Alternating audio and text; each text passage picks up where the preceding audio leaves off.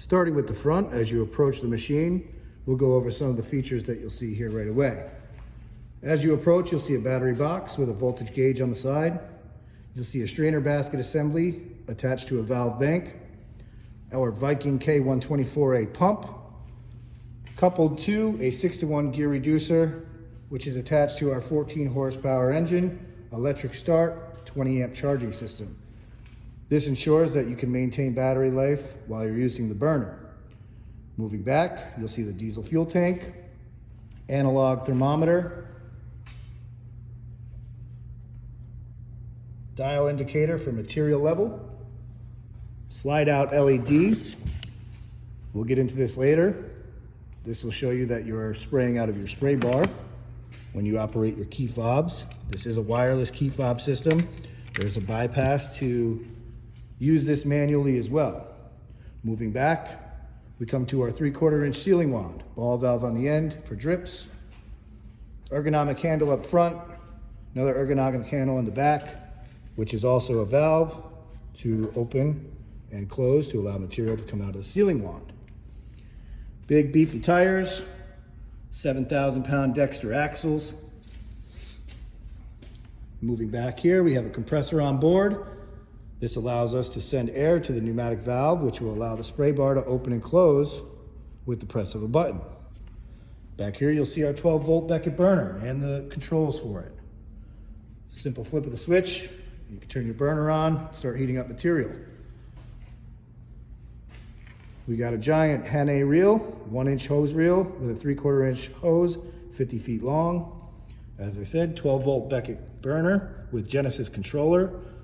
It provides a brain, so when the machine is running out of fuel or it doesn't receive spark, the burner will shut itself down to make sure that it doesn't injure any of the parts on the inside. This unit has a fold-down spray bar system and a duo-flow, fully recirculating spray bar. This means that you can bring material in from both hoses and get even distribution and pressure throughout the 12-foot spray bar. You've got a 6-foot midsection and 3-foot fold-down wings on each side. We'll go over some of these key operations a little further in the video. As you come around here, you'll see that you've got these cylinders on the spray bar. These are air actuators. These allow certain sections of the spray bar to be isolated and come on or off with the press of a button. So you can isolate 3-foot sections at a time, total of 4 valves, 4 cylinders. Back here you'll see the main and manifold for the pumping system. This is where all the distribution of material happens. Everything on the back side of the machine is discharge. Everything on the front is suction. You'll also see the operator platform, safety chain, and the Danfoss computer monitoring system, as well as another operation of valves chart, safety light up top, exhaust,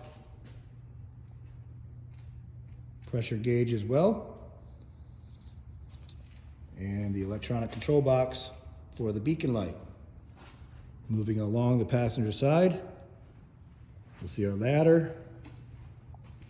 Gives us access to the tank via a manhole, which also has a valve inside of the manhole cover for any excessive pressure that may build up in the tank. That valve is a safety feature. Underneath, you'll see that we also have a pipe coming out of the bottom, which is passing all the way through the tank. This is the tank vent, so no gases get trapped down inside of the tank.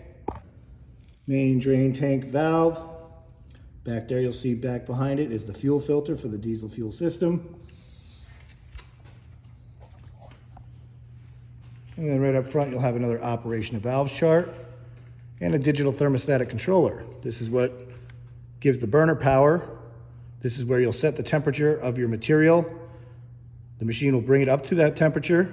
Once it becomes hot enough for your desired application, it will shut off, and then when it comes down 10 degrees below the temperature you have it set for, it will automatically kick back on. Now that you've become familiar with all the components on the machine, we can start heading into operations.